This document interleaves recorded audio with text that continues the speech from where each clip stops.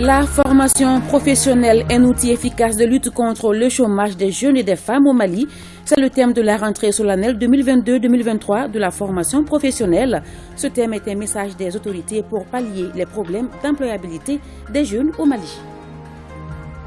Dépolitisation de l'administration malienne, le sujet est au centre d'une rencontre. Un document de stratégie nationale est élaboré sur la question. Les participants venus des régions et de Bamako ont 2 jours pour améliorer son contenu. L'initiative devrait rendre notre administration plus efficace au service des usagers. Le Mali rend hommage demain 11 novembre à ses légitimités traditionnelles. Ce soir, la chronique Un jour, une formule a épinglé ce concept millénaire dont la révalorisation est désormais en marche. Les autorités coutumières du village de Saint-Sina dans la commune rurale de Sanakoroba ne diront pas le contraire. Depuis la réception des insignes et attestations, toutes les décisions importantes sont prises à la faveur du conseil de village. Le Qatar abrite cette année la Coupe du Monde. La compétition démarre le 20 novembre. D'ici là, la rédaction vous présente les 8 groupes. Le groupe A, composé du Qatar, des Pays-Bas, du Sénégal et de l'Équateur, est sous les projecteurs de Silagatou Cissé ce soir. Nous sommes jeudi 10 novembre. Bonsoir, merci de nous suivre. Le président du Conseil économique, social et culturel a accordé aujourd'hui des audiences aux acteurs du transport au Mali. Yacouba Katile s'est entretenu avec le groupement professionnel des transporteurs du Mali et le nouveau bureau du Conseil malien des chargeurs. Le compte rendu de Mamadou Fane. La problématique du secteur des transports au cœur des échanges entre la Fédération des groupements professionnels de transport du Mali et le président du Conseil économique, social et culturel. Le groupement des transporteurs reçu en audience ce matin par Yacouba Katile était venu faire part des difficultés qu'il traverse actuellement. Rien qu'à voir aujourd'hui, ce secteur-là ne permet plus de nourrir son homme.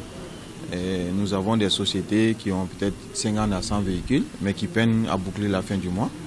Et nous avons des routes défectueuses. Nous avons aussi un problème d'accès au financement. Nous avons des problèmes relatifs aux faux frais. À travers cette visite-là, nous demandons au Conseil de faire le plaidoyer auprès du gouvernement pour que nous puissions avoir gain de cause sur un certain nombre de problèmes. La seconde audience accordée ce matin par le président du Conseil économique, social et culturel est celle réservée au tout nouveau bureau du Conseil malien des chargeurs. Le président du Conseil malien des chargeurs était venu présenter son bureau au président de la 8e institution de la République. Nous venons de rencontrer le président du Conseil économique, social et culturel. Nous sommes venus lui présenter le nouveau bureau, demander son accompagnement, ses bénédictions, et on a échangé sur quelques questions. Comment faire en sorte pour que notre bureau arrive à donner plus de visibilité au Conseil malien des chargeurs, pour que les importateurs, les exportateurs et les transiteurs, tous ceux qui ont besoin de cet outil-là, sachent que nous sommes là pour eux, pour faciliter le travail à eux, pour faciliter de façon générale l'approvisionnement du pays en toutes sortes de produits. Au sortir de cette audience, le président du Conseil malien des chargeurs s'est dit comblé des conseils donnés par le président Katile. Il a souhaité son accompagnement pour que le Conseil malien des chargeurs puisse relever les différents défis qui l'attendent. Rentrée solennelle de la formation professionnelle 2022-2023, c'était ce matin au centre de formation professionnelle de Missabougou sous la présidence du ministre en charge de l'entrepreneuriat national. Le thème de cette année porte sur la formation professionnelle, un outil efficace de lutte contre le chômage des jeunes et des femmes au Mali. Un message fort des autorités de la transition pour pallier aux problèmes d'employabilité des jeunes au Mali. Yanyalou Traoré, Aboubakar Traoré. Ici, à Missabougou, plusieurs disciplines sont enseignées. Et en cette journée de rentrée solennelle de la formation professionnelle 2022-2023, l'assistance a eu droit à des démonstrations grandeur nature. Derrière moi, un mur en crépissage. Je vous ai dit que sous-finition, la finition du bâtiment. Et là, vous avez commencé la formation depuis combien de temps? Depuis 14 mois. Comment ça se passe? Non, ça se passe très bien. Ils sont maçons, électricien ou encore plombier en herbe. Et il constitue, sans grand risque de nous tromper, l'avenir de la nation. Et c'est là, les autorités de la transition l'ont comprise. Je reconnais le besoin crucial d'engager cette jeunesse qui est une vraie opportunité pour Mali, si elle est formée et a accès à des opportunités de participer à la transition et à la transformation socio-économique du pays. La symbolique que prend cette cérémonie traduit notre état d'esprit, celui de hisser le message de la formation professionnelle et l'emploi au cœur de toutes nos actions de développement afin de donner de l'espoir à cette jeunesse anxieuse de son devenir. La formation professionnelle est un outil efficace de lutte contre le chômage des jeunes et des femmes au Mali. C'est le thème choisi et il tombe à pic pour les acteurs du domaine qui ont formulé des doléances en vue de consolider les acquis. Le Mali croit, interprète tous, pour ma part, je sollicite la diligente à restaurer la taxe de la formation professionnelle au Fonds d'appui à la formation professionnelle et à l'apprentissage, le FAFA, afin de lui permettre de relancer les activités de l'apprentissage du type dual pour les jeunes apprentis. Malgré de nombreux efforts consentis par les plus hautes autorités, un changement de paradigme s'avère donc indispensable pour relever les défis du moment. Pour notre part, nous insistons sur une gestion partenariale de la formation professionnelle impliquant tous les acteurs du secteur, mais portée par le secteur privé et soutenue par le public. Les partenaires à la formation ont rassuré l'assistance de tout leur accompagnement. La cérémonie a pris fin par la visite des ateliers de coupe et de couture. Comment faire pour dépolitiser l'administration malienne? La question est au centre d'un atelier à Bamako. Un document de stratégie nationale élaboré pour rendre notre administration plus efficace au service des usagers sera analysé. La rencontre organisée par le ministère de la refondation de l'État et des relations avec les institutions se donne 2 jours pour proposer des solutions idoines à cette problématique. Le compte rendu de la cérémonie d'ouverture avec Modibo Mariko. Des nominations non conformes à la réglementation en vigueur, de la corruption sans s'en inquiéter des conséquences, des passages illégaux de catégories de fonctionnaires, de l'attribution de quotas aux partis au pouvoir et ses alliés pendant les recrutements, les manifestations de la politisation de l'administration sont aussi divers que variées. À travers l'organisation de cet atelier, le département de la refondation de l'État entend prendre la mesure du phénomène. Le phénomène a pris des proportions inquiétantes ces dernières années, avec son corollaire de crise de confiance entre les acteurs de la gestion de l'administration et les usagers des services publics. Il est impérieux de trouver des garde-fous face à l'ampleur du phénomène qui va crescendo. Mon département a mis en place un processus d'élaboration d'une stratégie nationale de dépolitisation de l'administration publique. Cette rencontre de 2 jours permettra du coup aux participants de l'intérieur du pays et de la capitale de faire un vrai diagnostic du phénomène en vue de proposer des solutions appropriées. La violation des règles de déontologie et d'éthique a acquis droit de cité dans notre pays au point où certains agents ont conclu à l'idée selon laquelle il n'y a guère de promotion sans coloration politique clairement affichée au profit d'un parti au pouvoir ou de son allié potentiel, au détriment des critères de compétence, de mérite, de performance. Le défi à relever demeure important.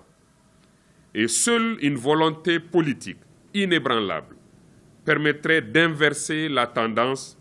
L'atteinte des objectifs de cet atelier permettra du coup aux acteurs étatiques et non étatiques de marquer l'esprit des populations par l'engagement des plus hautes autorités à créer un environnement propice à la satisfaction des besoins fondamentaux des usagers de l'administration publique. Lancement des activités de coaching de 1026 femmes, entrepreneurs et promotrices d'activités génératrices de revenus. Elles sont inscrites à l'utilisation de la plateforme. 50 millions de femmes africaines ont la parole. Ces femmes venues des 6 communes de Bamako renforcent leur capacité en vente en ligne, le marketing digital et l'exposition de produits. C'est une initiative du ministère en charge de la promotion de la femme à travers le FAFE. Le compte rendu avec Awama Kamara. Le ministre en charge de la promotion de la femme à l'écoute de ses sœurs.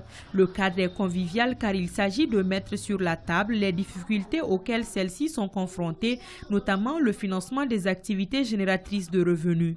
Le but de l'exercice est d'arrondir les angles afin de favoriser l'épanouissement de la femme. Déjà, les difficultés énumérées commencent à trouver un début de solution.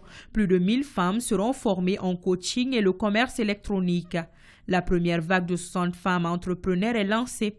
La formation porte sur la vente en ligne, le marketing digital et l'exposition des produits.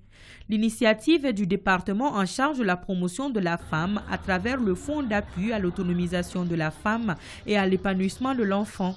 Elles bénéficient du soutien financier et technique de ONU Femmes. Elles entreprennent beaucoup de choses, mais elles ont des difficultés à faire vendre leurs produits et à faire connaître leurs produits à travers le monde entier.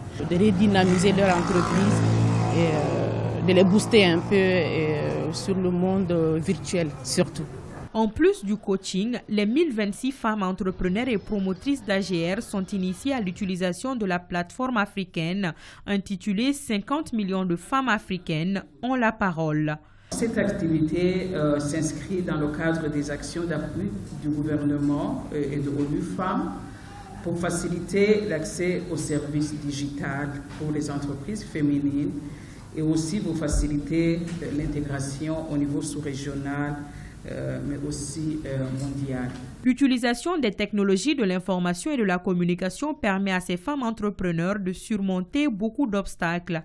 Le sentiment qui nous anime aujourd'hui, c'est du fait que je suis rentrée dans la vente en ligne pour vendre mes produits, vendre mon entreprise, avoir des opportunités qui peuvent développer mon entreprise. Plus il y a des femmes au travail, plus l'économie prospère. Renforcer leur autonomisation est une condition indispensable à l'instauration d'un développement durable. La 5e session du comité de pilotage du projet d'amélioration du secteur de l'électricité au Mali, PASEM, s'est tenue ce matin dans les locaux du département des mines, de l'énergie et de l'eau. Reportage Ibrahim Kaoukonaté et Mamadou Sidibé. Cette réunion du comité de pilotage vise à mettre en revue le rapport du programme national d'amélioration d'accès à l'électricité au Mali. Nous travaillons sur le budget de 2023. Les investissements concernent essentiellement les lignes de transport haute tension, le réseau de distribution, les postes de transport pour améliorer la desserte et d'autres activités d'exploitation pour EDM et le secteur de l'électricité, de l'énergie au Mali, comme l'appui à la DNE et des activités sur le combustible, sur l'identification des clients.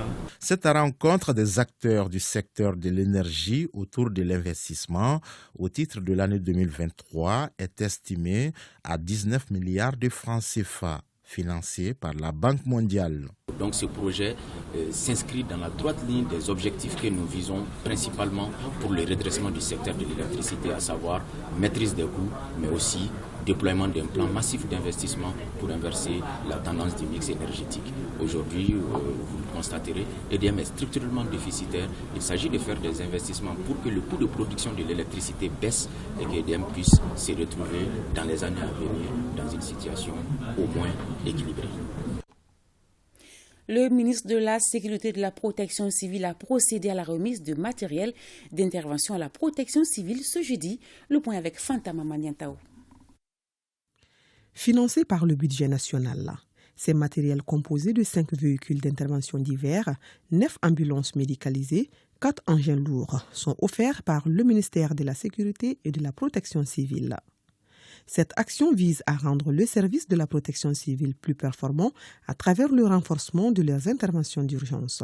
Pour la Direction générale de la protection civile, ces matériels viennent à point nommé car ils sont indispensables pour les sapeurs-pompiers. C'est un grand honneur qui m'échoit au nom de l'autorité du ministre de la Sécurité pour faire ce travail très symbolique ce matin, en ce sens qu'il y a beaucoup de défis qui sont lancés à la République du Mali. Il y a beaucoup de régions, de nouvelles régions, de nouveaux cercles. Il faut les doter en dispositions sécuritaires. Et en cela, il y a les centres de secours qu'il faut doter en véhicules. Raison pour laquelle nous sommes là, avec les moyens de l'État, nous voulons nous assumer en donnant ces véhicules-là. Donc, c'est la remise au directeur qui a lieu présentement. Le secrétaire général a ensuite lancé un appel aux bonnes volontés pour soutenir la protection civile. C'est celui d'en faire un bon usage et c'est ce qui nous a été déjà annoncé et nous ne doutons pas de cela parce qu'ils sont très sages, ils savent très bien que les biens de l'État sont à utiliser avec sagesse. Et donc c'est pour bien servir la population et il en sera fait ainsi. C'est ce qui nous a rassurés et nous serons là pour suivre la bonne utilisation de ces véhicules. Le directeur de la protection civile invite tous ses agents à prendre soin de ces matériels. La cérémonie a pris fin par la remise symbolique et le contrôle des matériels. Présent à la COP27 à Sharm el-Sheikh, le ministre de l'Environnement, de l'Assainissement et du Développement durable, Modibo Kone, poursuit les rencontres. Il a échangé avec une délégation du Koweït et les responsables de la Fondation Adoption, entre autres. Avec ces différentes parties, il a été question de la coopération dans le cadre de l'adaptation et l'atténuation des changements climatiques. Envoyé spéciaux à Guibou Koulibaly Mbarakoumaiga. Hier, après sa rencontre avec la délégation malienne à la COP27, le ministre de l'Environnement, de l'Assainissement et du Développement durable s'est entretenu ce jeudi avec un certain nombre de partenaires. D'abord, le représentant koweïtien a rassuré le ministre de tout son accompagnement pour appuyer le Mali dans plusieurs secteurs, notamment dans la lutte contre le changement climatique qui constitue une préoccupation mondiale. Le ministre de l'Environnement et du Développement durable de l'État du Koweït a souhaité s'impliquer dans la gestion des déchets solides au Mali.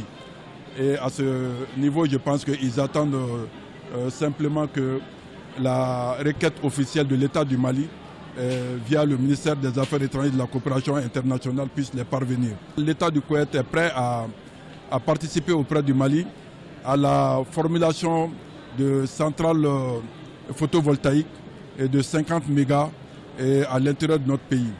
Et aussi à appuyer le Mali par rapport à certains investisseurs privés koweïtiens qui pourront être intéressés dans le domaine de l'agrobusiness et dans le domaine de l'hydroélectricité. Avec l'équipe pays et partenaires des leaders, les échanges ont porté essentiellement sur l'adaptation et l'atténuation au changement climatique. Les opportunités que les fonds d'adaptation donnent au niveau des pays, principalement nous avons un mécanisme qui s'appelle l'accès direct.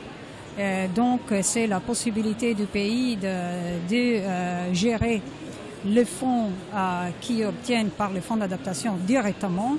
Donc c'est une question d'accountabilité, responsabilité au niveau de l'entité. La déléguée de la Commission Environnement et Développement durable de la Communauté internationale du Nord de la Réunion en France, une native du Mali établie à l'extérieur. Elle compte apporter sa touche dans le cadre des énergies renouvelables. Monsieur le ministre a tout de suite demandé à ce que le directeur de l'AEDD et le directeur de l'AER ici présent fassent une rencontre tripartite avec d'autres acteurs. Et cette réunion se fera dès demain pour concrétiser directement certains projets. Modibo Kone a aussi pris part à un panel des ministres de l'Environnement de l'Agence panafricaine de la Grande Muraille Verte, un espace qui a permis aux différents ministres de suivre avec attention le thème innovation technologique dans la mise en œuvre de la Grande Muraille Verte.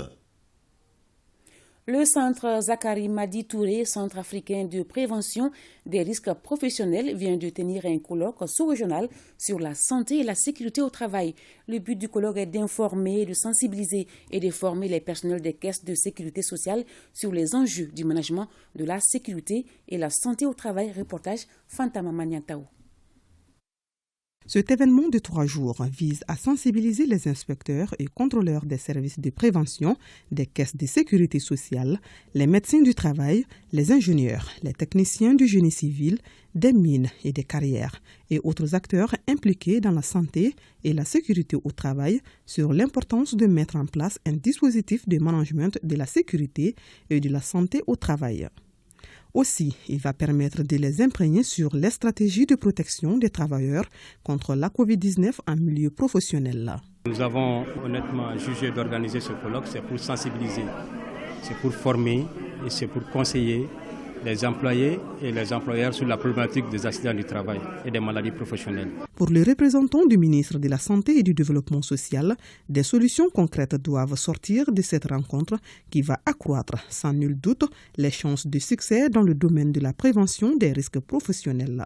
Le système de management de la santé et de la sécurité au travail est un dispositif de gestion combinant personnes, politiques, moyens et visant à améliorer les performances d'une entreprise en matière de santé et de sécurité au travail. C'est un outil qui permet de mieux maîtriser l'organisation de l'entreprise et de progresser en continu en intégrant la santé et la sécurité au travail à toute fonction. Je ne doute pas que de vos assises sortiront des résolutions concrètes permettant d'accroître les chances de succès dans le domaine de la prévention des risques professionnels. Notons que le Centre africain de prévention des risques professionnels a été créé en 1997. Sa vocation est de contribuer à la sensibilisation, l'éducation, l'information et la formation des travailleurs dans le domaine de la prévention des risques professionnels dans tous les secteurs d'activité. Lancement ce jeudi des travaux du Forum national sur la retraite initié par le ministère de la Santé et du Développement social. Ce premier forum s'articule autour du thème pour la viabilité financière et la pérennité des régimes des caisses gérés par la Caisse malienne de sécurité sociale et l'Institut national de prévoyance sociale. Compte rendu Balakissa Ouattara et Moulay Sidibé. Heureux qui peut finir sa vie dans une douce retraite. La retraite est le port où il faut se réfugier après les orages de la vie. Autant de citations pour magnifier cette grande étape de la vie d'un homme. Malheureusement, le monde fait face aujourd'hui à l'accroissement de l'effectif des retraités avec un taux de couverture des régimes de retraite très faible. Ce Forum national sur la retraite est un cadre idéal pour définir des stratégies afin de garantir une meilleure retraite aux Maliens. Au Mali, ce droit est garanti par un ensemble de tests juridiques et les retraités occupent une place importante dans notre société. Il est important de rappeler que grâce aux revenus de substitution et autres avantages en espèces redistribués par les organismes au titre de la retraite, les pensions constituent un moyen efficace de lutte contre la pauvreté et un facteur indéniable de paix sociale.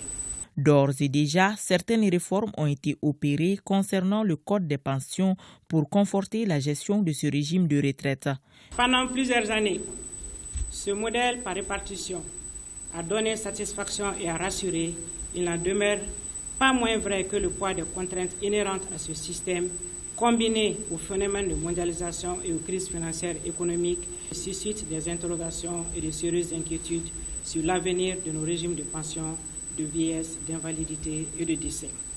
Il ne s'agit pas ici d'une remise en cause du système par répartition, mais de reconnaître que le modèle, malgré les avantages qu'il présente pour nos sociétés, notamment la solidarité, son fondement dont nous reconnaissons tous les vertus, n'est pas toujours à l'abri des aléas micro- et macroéconomiques qui, du reste, deviennent récurrents et que la solidarité intergénérationnelle paraît plus virtuelle que réelle, surtout dans l'environnement actuel.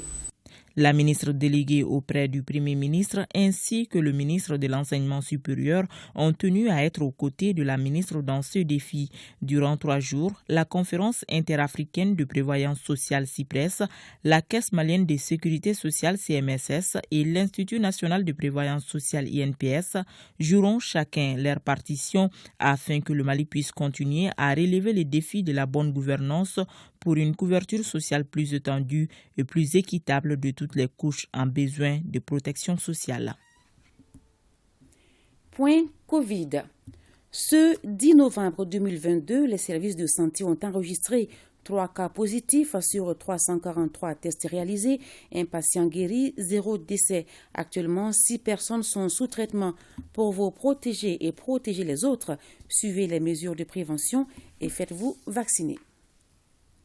Formation continue. Les responsables de l'ORTM visent sur le renforcement des capacités de son personnel. Pendant 2 semaines, 8 agents de la passion du service public ont reçu des cours en ligne, une formation initiée par la Chine à travers l'Académie pour les fonctionnaires du commerce international du ministère du Commerce.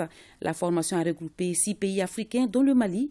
La formation a porté en général sur la Chine dans tous les domaines, en particulier dans le secteur médiatique.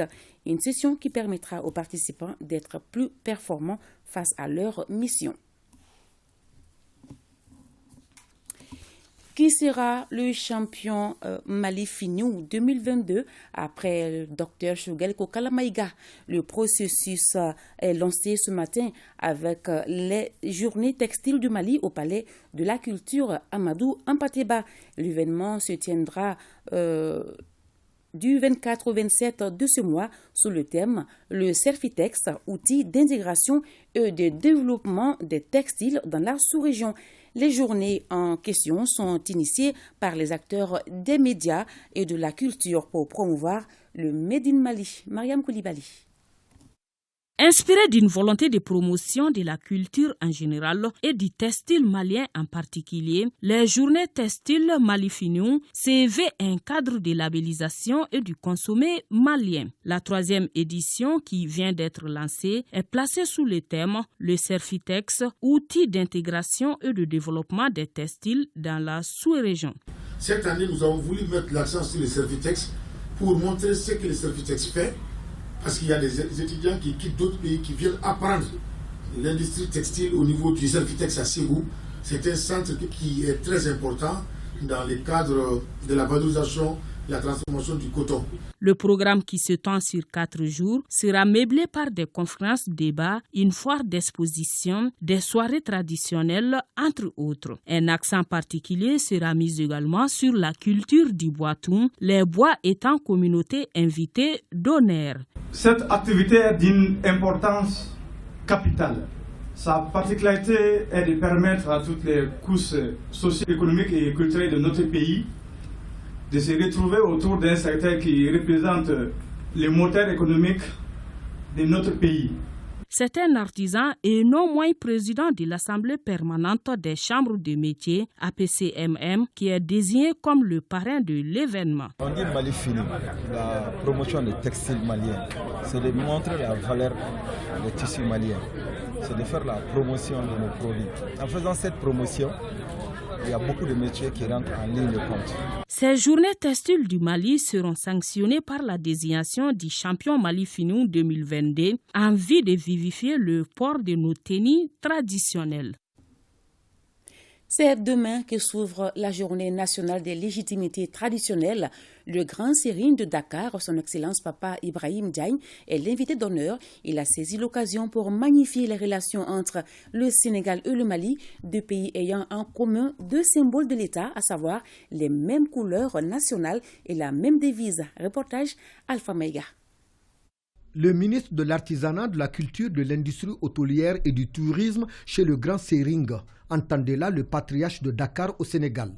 L'entrevue entre les 2 personnalités se passe ici à Bamako.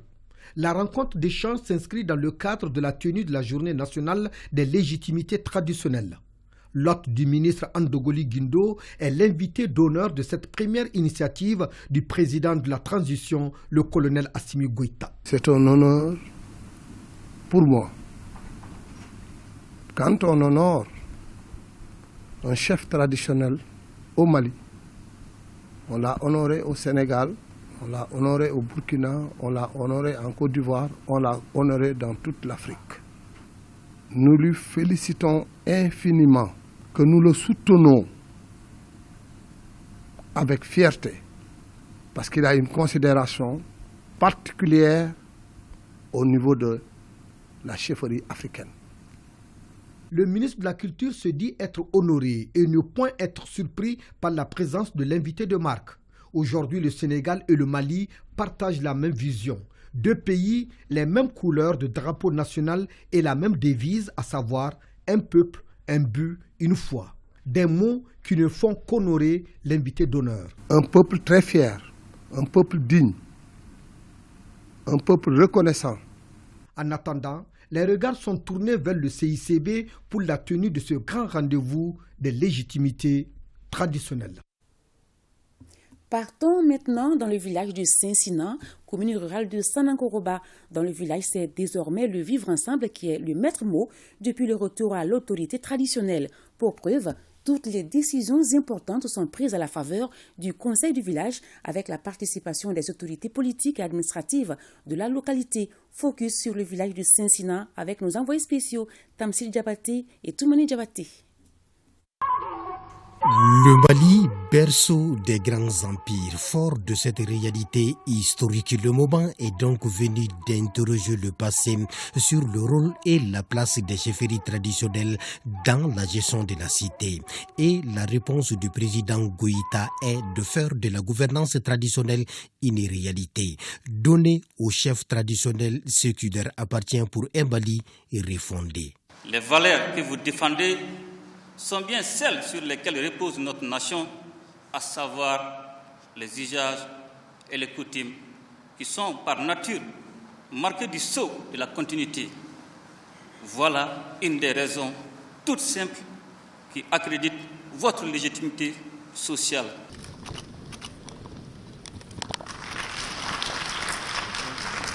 Oui, ce acte historique semble changer la donne, de Kouyambane à Tombouctou, en passant par Massina, Sido et jusque dans le Méguétan. Et nous voici à Saint-Sinan, dans la région de Koulikoro. Ici, l'agriculture est l'activité principale, avec une population de 1803 habitants et 182 ménages. Saint-Sinan est l'une des plus grandes agglomérations et la plus ancienne de la commune rurale de Sanankoroba. Selon les autochtones, c'est un village qui a été créé vers les années 1235 par Bolifemba Doumbia, descendant de Fakoli.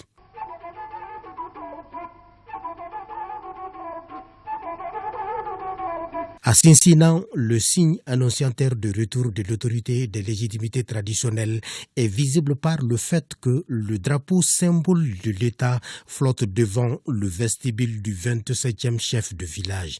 Moussa Fankelen Doumbia porte son insigne de chef traditionnel avec honneur et fierté.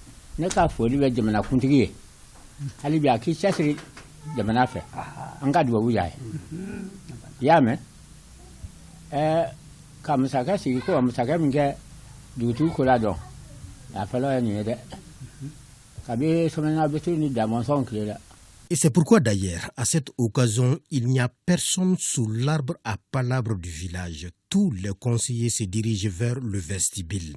Compte tenu du poids de l'âge du chef de village, c'est son premier adjoint, Minata Madou, qui préside le conseil, mais avec une attention particulière.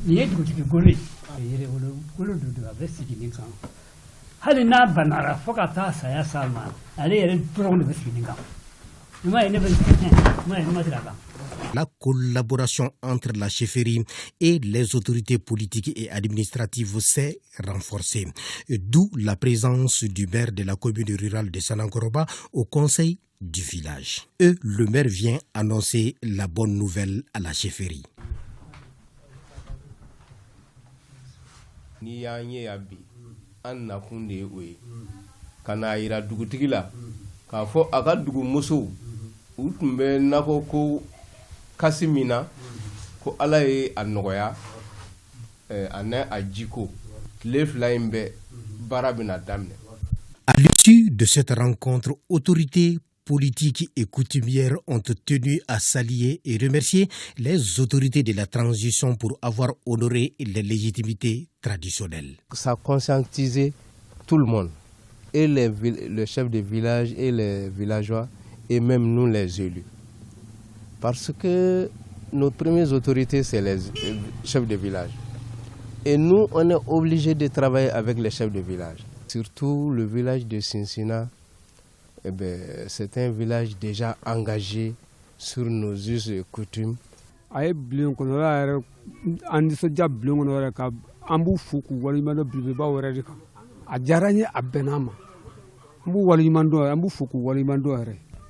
Jamna e bolo min kan an ka ala de an ka hɛrɛ sɔrɔ a bɛ dingɛ min kɔnɔ an ka bɔ dingɛ kɔnɔ o baaraw daminɛlen de ye nin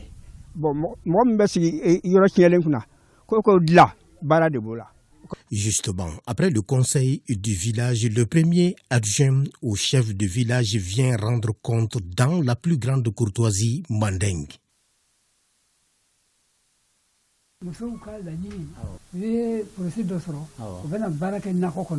Si Sinsina est un exemple en matière de paiement de taxes et impôts, ces braves femmes sont d'un apport considérable.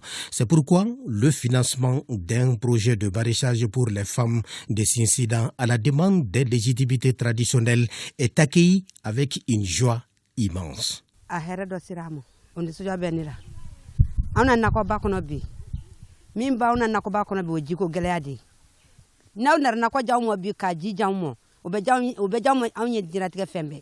Les légitimités traditionnelles n'en demandaient pas mieux. Et désormais, le colonel Assimi Goïta entre dans l'histoire à travers cette décision qui se concrétisera ce 11 novembre 2022. 11 novembre, une date instituée par le décret présidentiel du 4 mars 2022 pour la célébration de la journée dédiée aux légitimités traditionnelles. Un prélude à cet événement mémorable, la chronique Un jour, une formule a épinglé ce concept millénaire dont la révalorisation est désormais en marche. Sori Ibrahim Keita. On les savait profondément ancrés dans les racines des sociétés qu'elles représentent et largement investies de pouvoirs presque illimités. Mais vouloir leur revaloriser et davantage les impliquer dans la vie politique, économique et sociale et au nom de la refondation de l'État et de la nouvelle gouvernance, il n'y a pas de doute, les incontournables méritent d'être canonisés. C'est une organisation qui sert de quoi de transmission entre la population et les décideurs. C'était des autorités reconnues et acceptées de tout le monde. C'est ce qui leur donnait leur légitimité. La légitimité traditionnelle, c'est une autorité morale, généralement admise par le groupe social. Cette autorité-là est l'émanation d'une volonté populaire. C'est un pouvoir qui est conféré à un individu selon des critères tellement bien définis et presque identiques. C'est tellement semblable que les hommes ont même pensé que ces légitimités traditionnelles-là sont des pouvoirs divins. La légitimité traditionnelle repose sur le caractère obligatoire de la règle coutumière. Dans la société, on obéit par tradition au chef. Les limites de son pouvoir sont définies par la coutume elle-même. L'autorité repose sur la transmission naturelle et continue du pouvoir conféré via des règles ancestrales, coutumes, habitudes, relations patriarcales ou dynastiques.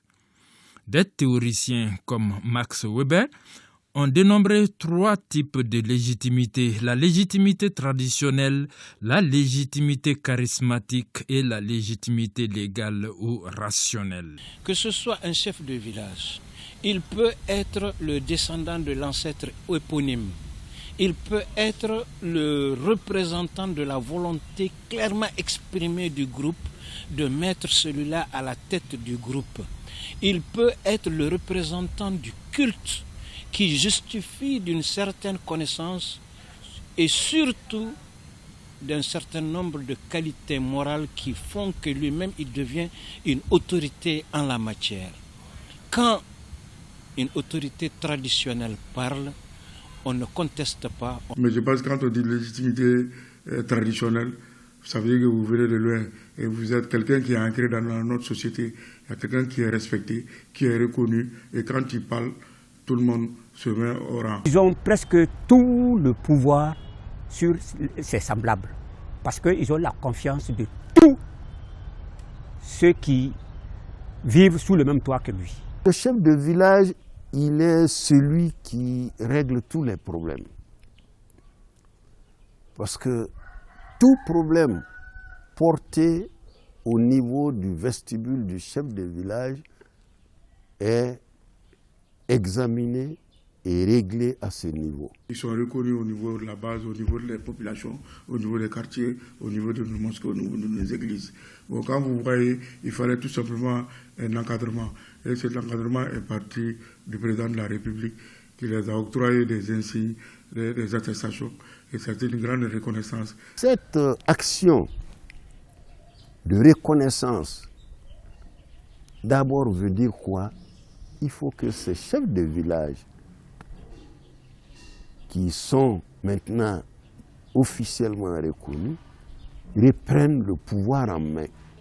Ces gens insignifiants qui sont devenus pratiquement les miroirs des villages, il faut les mettre de côté.